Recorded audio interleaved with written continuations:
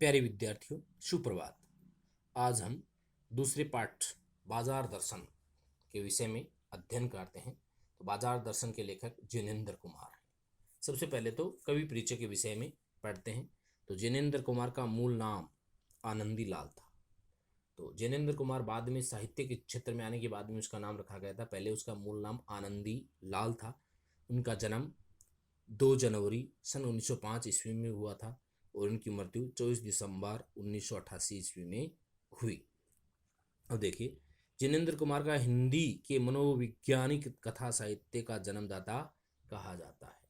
हमने पहला पाठ भय पढ़ा था, वो भी मनोविश्लेषण मनोविज्ञान का ही था और जिनेंद्र का भी मनोविश्लेषण का ही या मनोविज्ञान का ही पाठ है। उसमें मन के विकारों की बात की गई थी, मनोविज्ञान पर आधारित था और ये मनोविज्ञान पर ही ये पाठ आधारित है कि मनुष्य की मानसिकता पर निर्भर करता है कि मेरी कितनी आवश्यकताएं हैं और कितनी आवश्यकताएं मेरे को नहीं है। अगर सोचना शुरू कर दे तो सभी वस्तुएं उसके लिए आवश्यक होती हैं और अगर वो न सोचे तो उनके लिए कोई भी वस्तु आवश्यक नहीं होती है। तो ये मनुष्य के सोचने के ऊपर ही निर्भर करता है, मस्तिष्क पर, मन के विचारों पर, मनोविज्ञान पर ही निर्भर करता है। एक व्यक्ति ऐसा सोच ले कि मैं तो गाड़ी के बिना जीवित ही नहीं रह सकता, मेरे को तो गाड़ी चाहिए, तो वो गाड़ी से ही जिएगा। और एक व्यक्ति ये सोच ले कि गाड़ी की मेरे को आवश्यकता ही नहीं है, मेरे को ऐसा कोई जाना आना ही नहीं होता, गाड़ी जरूरत ही नहीं है, तो उनके लिए कोई ज़रूरत भी नहीं। तो ये सब विषय हैं वो मन के ही विषय होते हैं। फिर देखिए, उन्होंने हिंदी उपन्यास और कहानियों को नई दिशा दी। वे गंभीर चिंतक भी रहे। इस समाज को एक नई दिशा देने का कार्य किया। समाज को हर विषय में विचार करके, चिंतन करके कार्य करने की प्रवृत्ति विकसित करने का इन्होंने प्रयास किया। इस सांसारिक जीवन है वो अत्यंत आकर्षित करने वाला है, लुभावने वाला है। उस सांसारिक माया मोह में अगर आकर्षित हो गए तो आपका जीवन ही निरर्थक हो जाएगा और आपके जीवन में किस वस्तु का महत्व है और किसका नहीं है, इसका कोई भी विश्लेषण आप नहीं कर पाएंगे। इसलिए सांसारिक विषय वासनाओं से ग्रसित न होकर के अपनी आवश्यकताओं के अनुरूप ही आपको जीवन यापन करना चाहिए, उसी में जीवन का महत्व है। गांधीवादी विचारधारा को उन्होंने गहराई से अपने आपने आत्मसात किया कि गांधी जी के विचारों से बहुत ज़्यादा प्रभावित थे, क्योंकि ये गांधी जी के समकालीन, गांधी जी के जीवन का पूरा दृष्टिकोण इनके ऊपर प्रभावी रहा। क्योंकि गांधी जी जैसे ही भारत में प्रवेश करते हैं, राजनीति में भारत की में, उस समय ये कुछ समझना शुरू किया और जैसे ही आंदोलन के क्षेत्र में ये प्रवृत्त हुई और भारत की स्वतंत्रता तक के संघर्ष के समय ये परिपक्व कवि के रूप में, लेखक के रूप में विकसित हो चुके थे और स्वतंत्रता के समय भारतीयों को जागृत करने का भी इन्होंने कार्य किया। तो गांधी जी के विचारों का इनके जीवन पर, इनके लेखन पर अत्यंत प्रभाव रहा। इनकी रचनाओं के नाम हैं परख, अनाम, स्वामी, सुनीता, त्यागपत्र, कल्याणी, जयवर्धन और मुक्तिबोध। उनके प्रसिद्ध उपन्यास हैं। उनकी कहानी संग्रह हैं वातायन, एक रात, दो चिड़िया, फांसी, नीलम देश की राजकन्या तथा पाजेब। ये इनकी प्रसिद्ध कहानियां हैं। इन कहानियों को आज भी बड़े आनंद के साथ लोग पढ़ते हैं और इनके उपन्यासों को भी, इनके 2 उपन्यास परख और सुनीता हैं, इन उपन्यासों के कारण भी इनको उपन्यास जगत में अत्यंत प्रसिद्धि प्राप्त हुई। उनके विचार प्रधान निबंध प्रस्तुत प्रश्न, जड़ की बात, पूर्वादय, साहित्य का श्रेय और प्रेय, सोच विचार तथा समय और हम उनकी बहुमुखी प्रतिभा के परिचायक हैं। कि वो एक सीमित दायरे तक ही विचार नहीं करते हैं, वो पूरे संसार को अपने साहित्य का साधन मानते हैं और पूरे संसार के विषय में ही अपने साहित्य के माध्यम से लिखने का प्रयास करते हैं। जीवन के प्रश्न को सुलझाने में जिनेंद्र की दृष्टि व्यापक रही कि जीवन के हर छोटे छोटे विषय को विस्तार पूर्वक समझाने की दृष्टि है वो जिनेंद्र कुमार की अत्यंत प्रभावशाली रही है। मुंशी प्रेमचंद ने उन्हें भारत का गौर की कहकर महिमा मंडित किया था कि भारत के प्रत्येक विषय को जानने वाला, कि अगर कोई भी भारत का ऐसा कोई व्यक्ति है जो प्रत्येक विषय पर बारीकी से अगर लिख सकता है, अत्यंत ध्यान मग्न होकर के अगर विचार कर सकता है, तो जिनेंद्र कुमार आनंदी लाल ही है। ऐसा किसने कहा था? मुंशी प्रेमचंद ने कहा था। प्रस्तुत निबंध बाजार दर्शन में बढ़ती उपभोक्तावादी परंपरा और बाजारवाद का गहरा मंथन किया गया। इस पाठ से घुमा करके प्रश्न पूछा जाता है। व्याख्या इतनी ज्यादा प्रभावी नहीं होती इस पाठ की, प्रश्न है वो इतना गंभीर विषय होता है जिसको अपने अपने विचारों में लिखना ही पड़ता है। परीक्षा में ऐसा ही प्रश्न बना करके प्रस्तुत किया जाता है कि आप अपने स्वयं के विचारों को उपभोक्तावादी प्रवृत्ति पर प्रकट करना ही होता है। कि आज आप किस प्रकार से उपभोक्तावादी प्रवृत्ति को, बाजार के दृश्यों को कैसे ग्रहण करते हैं और आपकी कैसी मानसिकता है, वैसा ही आपको उत्तर देना होता है। इसका लिखने वाला पहले से आपको महत्वपूर्ण प्रश्न लिखवा दिए जाए, बता दिया जाए, उन बातों का कोई महत्व नहीं है। इस पाठ से प्रश्न है वो मनोविज्ञान के अनुरूप आएगा कि वो उस प्रश्न के माध्यम से आपसे पूछना क्या चाह रहा है, उसी के अनुरूप आपको उत्तर देना है। तो यहाँ पूर्णतः आपकी मनोविश्लेषण की प्रवृत्ति है, आपके सोचने विचारने की प्रवृत्ति है, उसके हिसाब से उसका उत्तर देना होता है। इसलिए इस पाठ को आप अपने विचारों के रूप में पढ़ें और उनको आत्मसात करें और अपने विचारों में ही उनका उत्तर देने का प्रयास करें, तो ही आप उत्तर देने में सफल होंगे। वरना आप रट करके या इस पाठ को पढ़ करके प्रश्न का उत्तर देने का विचार करेंगे तो ऐसा प्रश्न ही नहीं होगा। वो प्रश्न ऐसा ही पूछा जाएगा कि आपके विचार जानने का प्रयास किया जाएगा प्रश्न के माध्यम से, इस पाठ के द्वारा। तो इसको इसी दृष्टिकोण से आपको देखना है। फिर देखिए, प्रस्तुत निबंध बाजार दर्शन में बढ़ती उपभोक्तावादी परंपरा में बाजारवाद का गहरा मंथन किया गया है। ये वर्तमान परिप्रेक्ष्य में बाजारवाद की कि प्रत्येक वस्तुओं को इतना बढ़ा चढ़ा करके प्रस्तुत करके लोगों को आकर्षित किया जाता है और लोग उन लुभावने वादों में आ जाते हैं कि इनमें 50% छूट है, ये ऐसा प्रोडक्ट है, ऐसा उत्पादन है, इसमें इतनी छूट मिलेगी, इसमें इतनी छूट मिलेगी, आइए खरीदिए, आपको आमंत्रित कर रहा है बाजार। ऐसी बातें हैं। बाजार को ऐसे सुंदर तरीके से सजा करके दुकानों को रखा जाता है कि आप प्रत्येक वस्तु को देखेंगे तो आकर्षित होंगे और प्रत्येक वस्तु लेने का प्रयास करेंगे, चाहे वो आपकी आवश्यकता की है या नहीं है। लेकिन ये मानता है कि बाजार हमारी आवश्यकता की पूर्ति के लिए है। बाजार है वो हमारी शौक पूरी करने वाली वस्तु नहीं है, हमारी आवश्यकताओं को पूरा करने वाली वस्तु है। और बाजार को हमें उतना ही आकर्षित होना चाहिए बाजार में कि जहां तक हमारी क्या हो, आवश्यकता हो। अगर आवश्यकताओं से ज़्यादा हम आकर्षित होते हैं तो निश्चय ही हम निरर्थक कार्य करने में प्रवृत्त होते हैं। यह विक्रेता और क्रेता दोनों के मन में संतोष व तृप्ति का भाव जगाता है। बेचने वाले को तो अत्यंत धन कमाने की लालसा उत्पन्न करता है और खरीदने वाले में और ज़्यादा खरीदने की जिज्ञासा, और ज़्यादा सुंदरता बढ़ाएगा, और ज़्यादा वस्तुएं खरीदने का प्रयास करने का कार्य करता है। लेकिन उपभोक्तावादी परंपरा ने आज बाजार को अपनी आर्थिक संपन्नता के दम प्रदर्शन का साधन बना दिया है। कि आजकल का बाजार है वो ऐसा दिखावटी बन गया है कि वहां जाकर के लोग अपने धन दौलत के वैभव को परिचय देने के साधन के रूप में प्रयुक्त होने लगा कि मेरे पास देखिए कितना धन है, मैं कैसे कितने बाजार से वस्तुएं खरीदता हूँ, कैसे कैसे चीज़ें ला करके खाता हूँ, कैसी वस्तुएं रखता हूँ, कितने कैसे कैसे मैंने खर्चे कर रखे हैं। तो उस बाजार के माध्यम से आपकी आर्थिक स्थिति का विश्लेषण करने का स्रोत बन गया है बाजार। या बाजार में जाते हैं और आपसे कोई वस्तु की कीमत पूछता है कि नहीं नहीं इतना तो नहीं हो सकता, ये तो आप बहुत ज़्यादा मांग रहे हैं, तो दुकानदार ऐसा सोचेगा कि आप आर्थिक रूप से सक्षम नहीं है, ऐसा इसलिए ऐसी विचारधाराएं रखते हैं।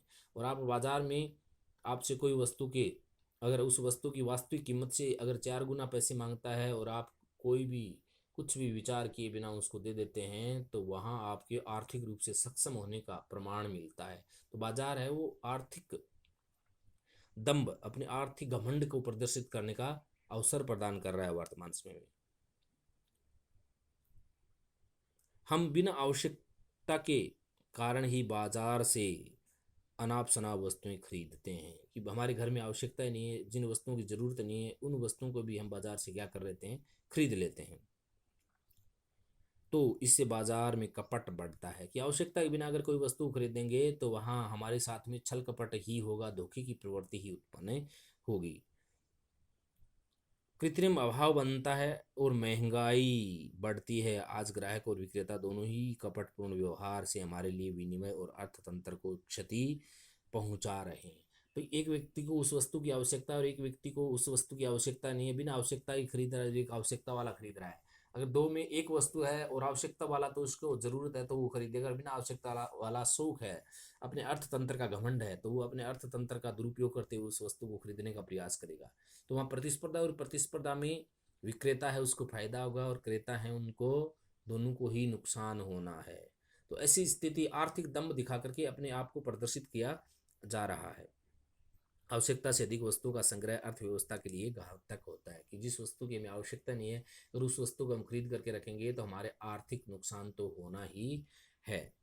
धन का दुरुपयोग व दम्भ हानिकारक है कि धन का अगर गलत तरीके से इस्तेमाल किया जाता है तो वास्तव में ही वो क्या है, बहुत ही गलत होता है, हानिकारक होता है। अब देखिए देश के सामने कोरोना जैसी महामारी आई हुई है, तो देश है वो आर्थिक स्थिति से क्या कर रहा है, संघर्ष कर रहा है। अगर इस समय में हम पैसे का, अपने धन का अगर दुरुपयोग करते हैं तो हमारे लिए तो हानिकारक है ही, और देश के लिए भी वो क्या है, हानिकारक है। क्योंकि इस समय हमें हमारे, अगर हमारे पास आवश्यकता से अधिक धन है तो उसका उपयोग देश में सहयोग के लिए करना चाहिए। अपने मित्र, अपने भाई बंधु, अपने समाज, अपने परिवार, अपने गांव के, अपने क्षेत्र के लोगों को भोजन खिला करके उनका सहयोग करके उस धन का उपयोग करना चाहिए, तभी उस धन की सार्थकता है। अगर आप अपनी अन्य नए जो आवश्यकताएं हैं उन आवश्यकताओं को पूरा करने के लिए उस धन का उपयोग करते हैं तो वो धन निरर्थक ही होता है, हानिकारक होता है ऐसा करना। बाजार हमारी संतुष्टि के लिए होता है, नहीं कि असंतोष, तृष्णा व ईर्ष्या वर्दी के लिए। भी बाजार है वो तो आवश्यकताओं की पूर्ति का साधन होता है। जैसे आगे पाठ में एक ऐसा उदाहरण भी दिया जाएगा, चूरण वाले बाबा हैं वो अपने, उनका वो चूरण है वो बाजार में जैसे ही वो बेचने के लिए जाते हैं तो कुछ समय में ही वो बिक जाता है। लेकिन वो ऐसा कभी भी नहीं करते हैं कि आवश्यकता से अधिक उसका निर्माण करें और बाजार में जितने भी ग्राहक उनको एक दिन में ही दे दिया जाए, ऐसा वो कभी नहीं करते हैं। वो क्या करते हैं कि अपनी आवश्यकता की वस्तुएं हैं, अपनी आवश्यकता है उस दुकान तक ही वो जाते हैं और उस वस्तु को ही वो लेकर के आते हैं। उससे अधिक वो न तो दूसरी दुकानों की तरफ ध्यान देते हैं और न ही अधिक खरीदते हैं। और जितना उसको निश्चित लेना है उतने ही अपने उस चूर्ण के बाजार भाव में पैसे लेते हैं, उससे अधिक पैसे नहीं लेते हैं। चाहे कितने ही लोगों को आवश्यकता हो, चाहे लोग कितने ही पैसे क्यों न देते हो, लेकिन वो कभी भी ऐसा नहीं करते हैं। क्योंकि मन में, उसके मन में कभी भी संतोष की प्रवृत्ति नहीं है। वो संतोष रखता है कि मेरे को तो इतना ही लेना है, वो इतना ही लेता है। न उसके मन में अत्यधिक धन इकट्ठा करने की तृष्णा है, इच्छा है, वो ऐसा कोई भाव रखते ही नहीं है। देखिए आगे, बाजार दर्शन। एक बार की बात कहता हूँ, मित्र बाजार गए तो थे, कोई एक मामूली चीज लेने पे लौटे तो एकदम बहुत से बंडल पास थे। लेखक है वो अपने मित्रों के विषय में कहता है कि मैं आपको एक मेरे विचार, मेरे मित्रों के विषय में और मेरे विचार है वो आपके सामने साझा कर रहा हूँ। मेरे मित्र हैं वो बाजार घूमने के लिए गए थे, कोई नाम मात्र की वस्तु लेने के लिए। लेकिन वहाँ क्या होता है, वो उस वस्तु की अपेक्षा बहुत सारी वस्तुएं लेकर के घर पहुँचते हैं। मैंने कहा यह क्या है, बोले यह जो साथ थी। इसको दोष दे दिया गया कि मैंने ये वस्तुएं नहीं खरीदी, पत्नी जो थी, महिला उनके साथ में थी, उनकी पत्नी, ये उसके कारण ऐसा किया गया कि इन्होंने कह दिया और हमने खरीद लिया। उनका आशय था कि यह पत्नी की महिमा है कि ये वस्तुएं खरीदने में हमारा कोई भी महत्व नहीं है, हमने ये ऐसा किया ही नहीं, पत्नी के कारण हमें ऐसा करना पड़ा। ये पत्नी की महिमा है जो अनर्थक वस्तुएं खरीद करके ले आए, जिसकी आवश्यकता ही नहीं थी वो वस्तुएं खरीद ले आए। उस महिमा का मैं कायल हूँ और मैं पत्नी को मना नहीं कर सकता। भाई महिला को मना ही नहीं कर सकते। आदिकाल से इस विषय में पति से पत्नी की ही प्रमुखता प्रमाणित है कि घर की आवश्यकता वस्तुएं हैं वो पुरुष ने खरीद करके महिलाएं ही ज्यादा खरीदते हैं। और उस बात को ही मैं यहाँ चरितार्थ कर रहा हूँ, मैंने भी ऐसा ही किया। और व्यक्ति का पर्सन नहीं, स्त्रीत्व का पर्सन नहीं है कि घर में आवश्यकताएं पुरुष को नहीं होती है, महिलाओं को होती हैं। और वो व्यक्तित्व का कोई पर्सन नहीं है, पुरुष का कोई पर्सन नहीं है, वो महिला का ही पर्सन है कि इनसे पूछिए ये ऐसा क्यों किया गया, इनको क्या आवश्यकता थी इन चीज़ों की। स्त्री माया न जोड़े तो क्या मैं जोड़ूं, कि स्त्री को ही घर का माया मोह का सिस्टम है, वो तंत्र है, वो उसको देखना चाहिए। अगर स्त्रियां ही घर के विषय में नहीं सोचेंगी तो पुरुष कैसे सोचेगा। फिर भी सच सच है और वह यह है कि इस बात में पत्नी की ओट ली जाती है। अगर वो मना कर दे और ये कह दे मेरे पास पैसे ही नहीं है, तो पत्नी खरीद सकती है कि कभी नहीं खरीद सकती। लेकिन मन से तो उनकी आवश्यकताएं हैं और पत्नी के माध्यम से उन पर आरोप कर दिया जाता है कि पत्नी के कारण ऐसा किया गया है। लेकिन उनके मन में ऐसी जिज्ञासाएं थी, ऐसी भावनाएं थी, ऐसे विचार थे, तब उन्होंने ऐसा किया। अगर वो उस समय अपनी पत्नी को ऐसा कर देते कि मेरे पास में खरीदने के लिए इतने पैसे नहीं है कि इन वस्तुओं को हम खरीद सकें, हमें तो आवश्यकता की वस्तुओं की ही जरूरत है, वो खरीदिए, उतने ही पैसे हैं, उसके लिए हम धन लगा सकते हैं, तब ऐसा क्या हो सकता था। लेकिन नहीं, उन्होंने पत्नी की वो आड़ लेकर के अपने मन की आकांक्षाओं को पूरा किया। मूल में एक और तत्व की महिमा है से विशेष है, वह तत्व है मनी बैग, अर्थात पैसे की गर्मी या एनर्जी। इन सब कारणों के पीछे एक ही कारण प्रधान होता है और वो है पैसे की शक्ति। कि हम बाजार में जाते हैं और सामान बहुत सारा खरीद करके लेके आके अपने आसपास के क्षेत्रों को ये दिखाने का प्रयास करते हैं कि देखिए मेरे पास कितना पैसा है, मैं बाजार में जाता हूँ तो कितने पैसे लगा करके आता हूँ, कितना सारा सामान खरीद के लेके आता हूँ, मेरे घर में कितना सामान रखा हुआ है, कितने सारी अतिरिक्त चीज़ें हैं जो मैं घर की आवश्यकता के न होते हुए भी मैं घर में रखता हूँ, कभी कभार जिनका उपयोग लेता हूँ, बाकी कोई आवश्यकता ही नहीं है।